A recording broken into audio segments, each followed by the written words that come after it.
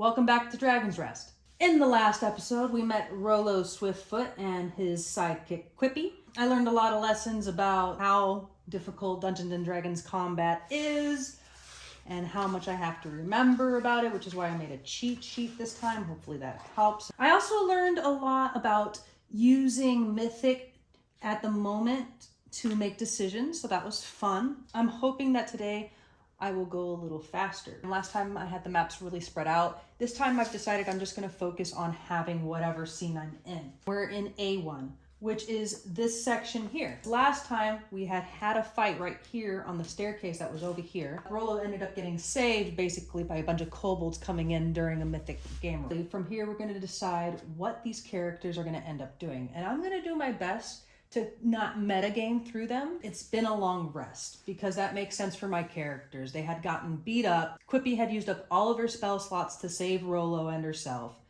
And they just weren't prepared and don't have any supplies. They don't have any potions or anything like that. And I've decided that while looking a little bit ahead, and by the way, spoilers for the Dragons of Stormwreck Isle, but looking a little bit ahead in the adventure module, I know that there's a couple of opportunities for healing potions to be made. So I'm going to try to guide my characters to that. So that's kind of my DM. It makes sense. They need potions.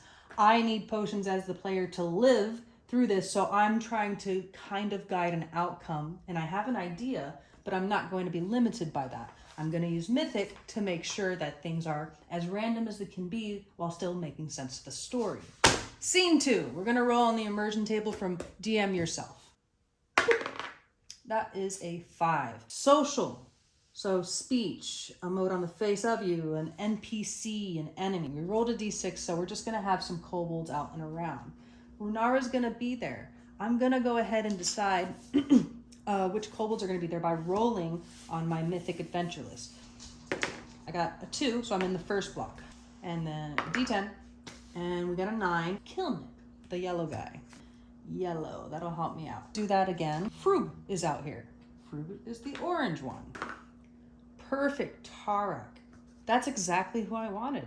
I got lucky. Here is Tarek. Bam. You could argue that I should have just chosen exactly who I wanted to be out there, but I did want it to be a little bit random. I really wanted him out there, but I didn't think it made sense necessarily at this time to do so. But now he's out here, and I'm going to imagine that they are nearby talking about us. This is still part of the immersion of DM yourself. So DM yourself told me that there's something social going on. That inspired me to have a group of people talking outside my door. It's 8 hours, we've been recovering, we got some food, we've been up to the kitchens, we've met people, we've had chit chat, but we're recovering in our little cell here in the middle. I wanna see if either of my characters can hear them. I'm gonna go ahead and say that's a difficulty of 15. I'm gonna roll 2 d20s. Rollo is red and Quippy is purple. Rollo is still lying, he's on the bed. He can't hear none of that. Quippy also can't hear it, so we don't know what they're talking about. Damn.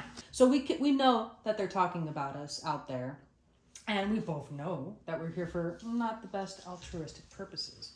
So Quippy's probably going to be a bit sarcastic at Rollo right now and be like, so, all right, Rollo, so what are we doing here? Rollo's probably going to be like, I told you I need to acquire something for a job that I'm up to, and I can't give you the details. It's nothing big. She's not going to notice, and it's not going to hurt anybody. Quippy's going to look at him and be like, They're still kind of new friends, traveling buddies, so she's like kind of learning his shenanigans at this point, but she has chosen to follow a thief. And they've had this conversation already where, he's allowing her to come with her because she's super helpful. And, he kind of likes her at this point. But, he's not going to stand for her getting in his way. He's not going to do anything evil, but he's stealing shit, right? So Quippy's just kind of whatever. She's just wanting to pay back her debt. She hasn't saved his life back yet. And maybe she'll leave him afterwards. So that's kind of what their dynamic is right now. But she's just she's not also helping him to do the thing, to do the theft. She's just kind of content to watch him flail, but also doesn't want to get killed herself, right? So she's sitting in the chair and she's looking at him. He's on the bed. And she's like, well, now what, Rollo? And he's like, well, first we should probably investigate the temple. Now, what I have noticed is that the Runara, the person who's in charge here, is friendly towards us because she perceives us as helping. I was wondering if maybe we could do something else that would engender them to us, would ingratiate them to us, and then I could get a little bit more free roam of wherever she stays. Because I am pretty sure that I'm going to find the item that I'm trying to get within her enclave, wherever that is. I'm assuming it must be upwards towards the keep. Now, I only have 1 month to complete this task, and it does take 3 days to travel. And I just made all that fucking thing. I just made all of that up. But I decided that I do want to take kind of like a time keeping thing, and I don't want it to be like, I don't want to be here forever. And I do want there to be consequences with time. And DM yourself, they do recommend you take time, and I am going to do it. He knows that he probably doesn't think this is going to take very long. They got surprised by the zombies, so he's already kind of formulating. Rollo just really doesn't have a charismatic bone in his body. He prides himself in a job well done, and that's what he's looking to execute here. He's looking to get whatever it was that he was paid to do, or will be paid to do. Another reason that he was keen on having Quippy come with him is that she's a great backstory. As a cleric mage, she has a reason to be at Dragon's Rest. She's super into the arcane magic, which is another reason actually why she wanted to come here. So yeah, that's why she's like, yeah, I'm going to come with you. Keep an eye on you. I'm not going to stop your thieving. I'm not going to help you do it. But she also wants to get more arcane magic knowledge. She does have a thirst for it. And I did write down as one of her binding decisions that if she sees something super magically valuable and it's not hers, well, she might want to make it hers, is my point. So we'll see what happens with that. Rollo's going to be like, all right, let's go out there and see what there is to see and see if we can make friends. You do the talking with the friend stuff, okay? If there's any jobs to be done, we'll pick them up, and then that way I can get a little bit more information about the area. Quippy looks at him and says, this is the most convoluted method I've ever heard, but as long as I get some time to do some studies while I'm here in the magical arts, carry on, Rollo. Rollo and Quippy step out into the plaza where they see Runara conversing with an older gentleman they do not recognize and 2 of the kobolds that had helped them fight earlier. They stop talking as the duo step out and turn to face them. Oh, this character has a back. Oh, look at that. That's kind of cute. Oh no, I was so lazy. I didn't do that. Oh, great. Now I'm gonna have to do that. All right. Anyways, so Runara and everybody is like, oh, hi. How you doing? These guys are just chippering and chattering. Hey, bloop, bloop, bloop. How you doing, Rollo? You look better. That was a great fight. And wow, Quippy, you really did awesome with that fucking mage, that sacred flame with that fire just raining down on them. Can you teach me how to do that? Runara and Tarek come here, and these guys quiet down, and they're talking to Quippy.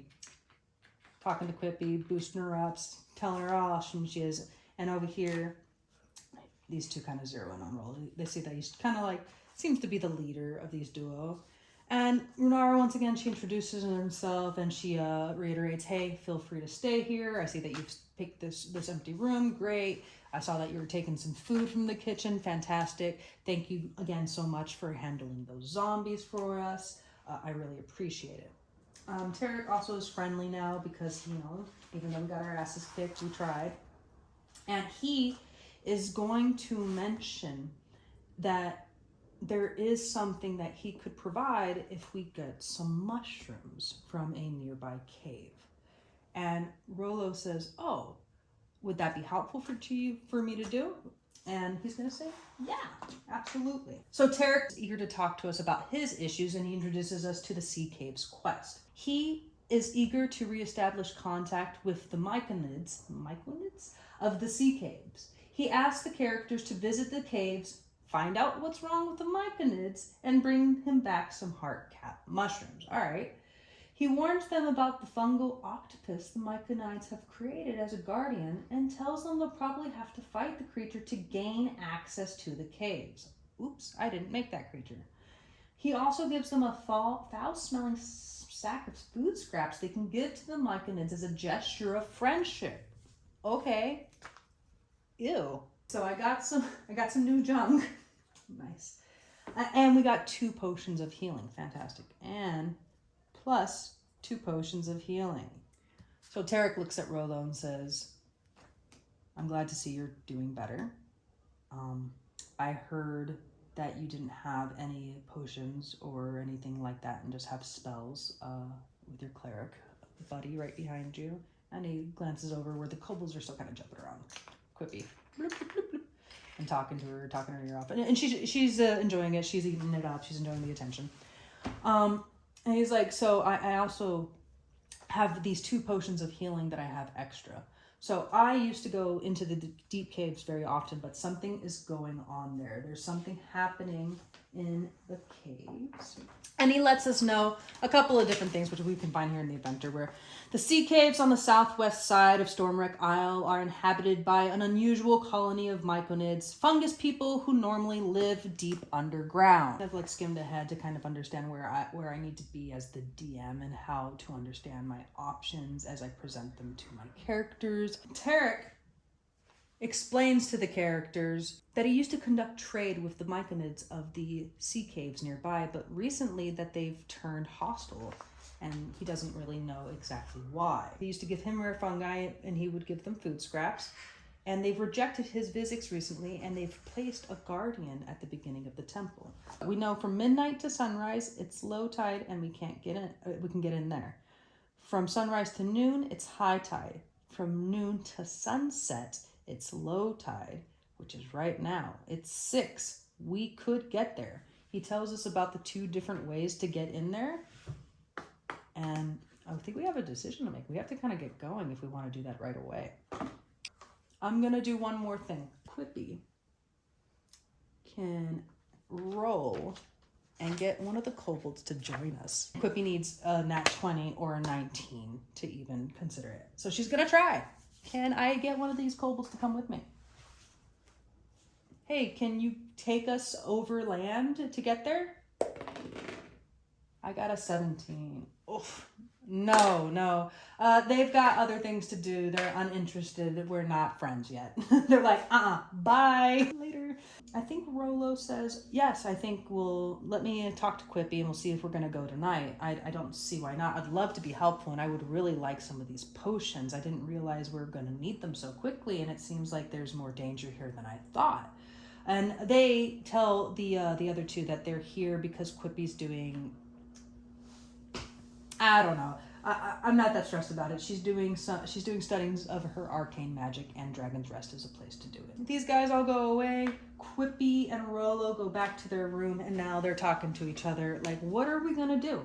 Are we gonna just go straight over to the caves and see what's up and take on a monster? And Rolo's gonna be like, well, we don't really have a lot of time. We could go scope out the area and just check it out and engage from far away. And they discussed, so they were unable to get the kobolds. They don't have a really good way to melee, but they do have access to spells, and they both have some long distance magic.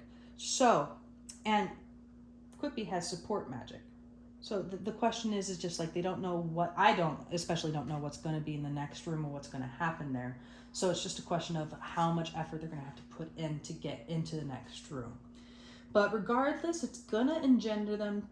It's gonna ingratiate them to the people here, which is what Rolo wants, so he can get closer to Runara, because he needs to figure out where Runara's stuff basically is and find this treasure that he's been paid to steal from her. So they're gonna do it. They're just gonna go. All right. It is now 7 p.m. We are leaving. And we have decided to go overland because neither of my characters feel like an affiliation towards the water or interest in it. So I don't know exactly what's going to happen as a DM either. So I need to read a little bit.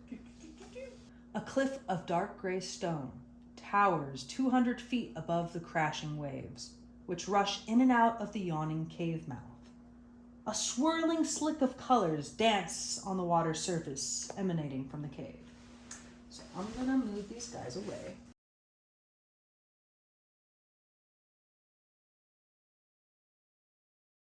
Multicolored fungus covers the walls of this tunnel. Its bioluminescent glow filling the cavern with dim light. The surface of the water swirls with colorful, faintly glowing spores, perhaps reacting to the movement of something under the surface. So this is low tide, and the walkways formed by the tops of stone columns line the sides of the tunnel, leading to a flight of natural steps up to the area of B2. So there are some steps here. Rollo and Quippy were already advised that there is some sort of monster here, but they're not really sure what's going to trigger it, and I don't see anything in the adventure book that says it either, so I'm just going to kind of roll with it. We're entering a new scene, so I'm going to roll on the immersion table for DM yourself and go with the flow. I got a 2. So, sound. So we're going to do perception checks for both of these, which are wisdom, and we have a disadvantage on that. So we're going to go ahead and this is going to be for Quippy. They hear splashing and stuff, but they don't see anything beyond that. All right. Quippy and Rollo are like, all right, do you see it? Do you see it? All right. They start talking and they're trying to decide what they're going to do because they know there's a monster here, but they did not notice it. We know there's a monster in there somewhere. What are we going to do about it? Rollo looks to Quippy and says, I'm going to try to draw it out. I think you should stay back. And she's going to do that. So we're going to just sneak in here. Boop. And boop. And then I guess we just got to decide when this guy is going to start hitting. So when does the monster notice Rollo's coming to the entrance? Does he notice now? And I'm going to say 1 to 3, yes. 1 to 3. In front of Rollo, coming up out of the water depths, comes a creature suddenly. It just comes out of fucking nowhere and pops up. This octopus rips up in front of you. It looks kind of not right. It doesn't look like a normal octopus. It's actually covered in what looks to be like fungus. It kind of matches the fungus that you see along the walls here in the back. So you just see this really weird fungus thing pop up in front of you, and it's literally it's a large creature. It's a large plant creature, and it is very close to Rollo right here in the middle. Let's roll for initiative, guys. It is 9:20 p.m. and we are entering battle with the Spore Servant. Battle. And initiative is the monster, and then Rollo, and then Quippy. All right, so it can't see Quippy yet, but it definitely sees Rollo. So you roll a d20. Oh, it got a nat 1. Sweet. Fucking whiffs it. So the monster gets a nat 1 and just completely whiffs it. And Rollo is next. All right, Rollo. You guys are at the entrance, but they don't actually have like all this space right here. So let me actually delineate that better for my combat. This is my cliff face. I can climb up here. I can climb up over here. This is my combat area, and this is my entrance and staircase. 39. It's got 39 HP. That's a lot more than me. We need to make sure it doesn't hit us. All right, Rollo. It can't see very good. You can probably use your hide. All right. Is there anything here, like any rocks or anything that's in the battlefield? I didn't see it in the map, but we're going to use Mythic for that. I'd say it's probably very likely. So let's go ahead and pull out our Mythic chart here, and we're going to roll a D100. All right, very likely. I think it's very likely, and we're going to say, and then we'll roll a D6 on it. All right. Very likely we got 22. Very likely 22. Yes. Okay. So they're in there. There are some rocks. There's some random things just kind of being around, and these are going to be helpful in obstruction. I think 2 is fair. 2 is fair for the space. I'd say we're just going to say that they take up this amount of space. All right, Rollo. So you have some things to hide behind. Currently, you're not visible, Quippy. I don't know if you know that, though. So we're just entering battle and Rollo is directly next. Rollo, what would you do? So it's seen you. I think you're gonna attack and then you're gonna do that disengage hide thing that you can do, right? Because when you starting at second level, your quick thinking agility allows you to move inequitably. Take a bonus action on each of your turns to take the dash, disengage, or hide action. Okay, so that's exactly what I'm gonna do. I'm gonna attack and then go hide. So I can get a sneak attack. Okay, so we're gonna go ahead and attack. I've got my bow immediately out. I'm gonna go ahead and try to attack this guy. It hits. Oh my God, we're gonna be plinking on this guy forever. 2 damage, that's it? That's it? 4. Ugh, 4 damage, that's it. Ugh. 35. Wow, this is gonna be tough. All right, he's also gonna disengage. So 5, 10, 15, 20, 25, and here we are going to hide. All right, its passive perception is 8. So Rollo just has to roll above that. That's fine. Okay, so we're gonna roll a d20 and then his plus 4. 18 plus 4, absolutely, he is hidden. So he's hidden for the next round. Gonna go ahead and go up towards here and get out of the line of sight. And she's going to cast cantrips. 15, she's gonna move here. 15, and she's gonna cast guidance, and then she's gonna go run away. I'm gonna say that this guy can only probably go up to here unless he gets on land. So land is here. They gotta be 12. 7, they do not. 5. Okay. This guy's now at 30. And then 15, 20, 25. And she's hiding. she's out of sight. So Quippy fucking flames this guy with her cantrip, and Rollo had lodged some arrows into it. All right, this guy's pissed off probably, but he doesn't know where anyone is. Rollo is hiding. They did see Rollo go behind the rock though. They saw Quippy go this way, but I'm going to say they probably go for this guy because this guy's still in the water, which is their zone. Beginning of round 2, this guy has initiative. He's going to go over here, but he doesn't see Rollo.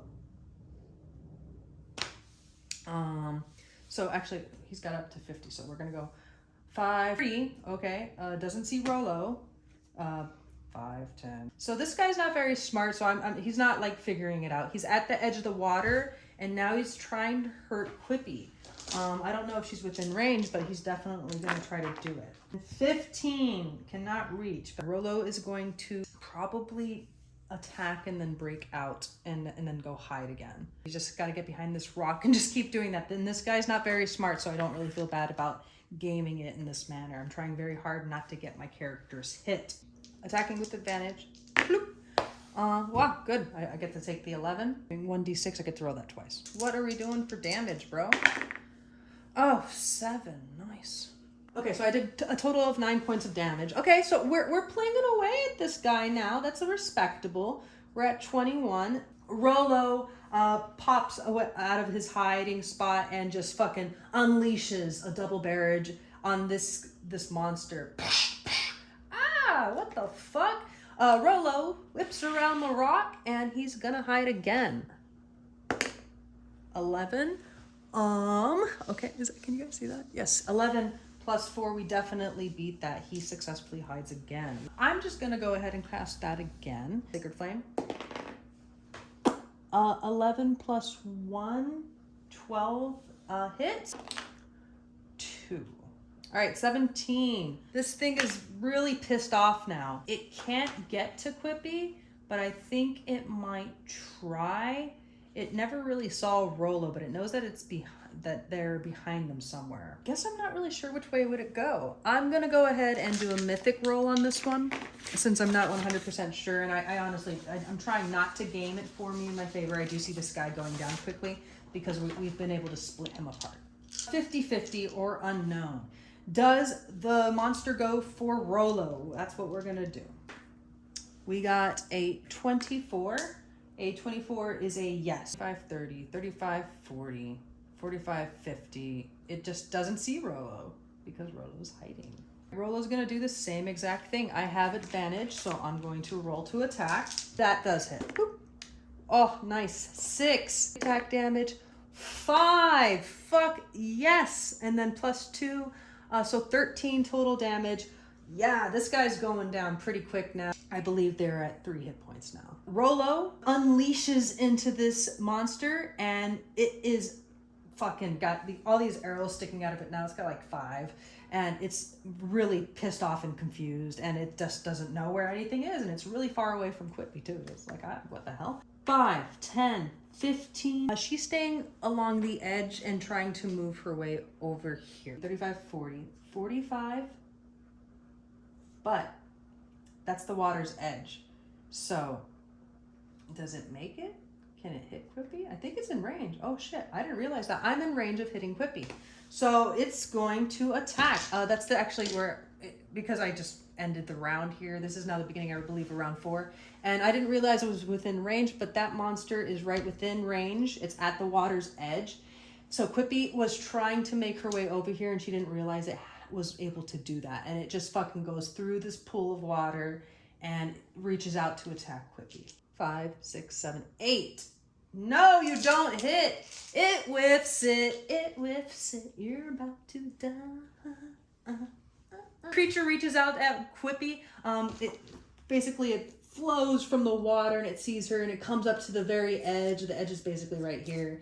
And it fucking, because it's got 15 feet of reach, it fucking throws an arm out at Quippy and just misses her. And she's like, holy shit, Rolo, come help me. And Rolo does just that. He breaks from cover 10, and he's gonna pause right there, and he's gonna roll to attack again with advantage. Go ahead and roll our 2 hit dice. So I'm getting a little better at this, a little faster. 5, that kills it. So Rolo, once again, unleashes a double barrage, and this monster, and he just like, pow, when it gets the creature right in the eye, and it just kind of falls over and falls underneath the waves. And just, that was easy, says Quippy, dusting herself off as she approaches Rolo. Rolo just looks at her completely unamused and is like, easy. That was easy. It's like, you almost got smashed right there at the end. Like, why did you run up to the edge of the water that way? And she's like, I didn't realize how close it was going to be, Rolo. And they start bickering as they make their way to the entrance of the cave to hopefully collect some mushrooms. It's the end of my adventure for today. That took me about another hour and a half. Hopefully I got a little bit more gameplay out of it, but I don't feel like I did. Thank you for your time if you've watched this, and leave me a comment if you have anything you'd like to see. I'm basically just playing around with all my multiple hobbies of crafting, arts, and solo roleplay, and making videos, because I am fond of that as well. So, thank you.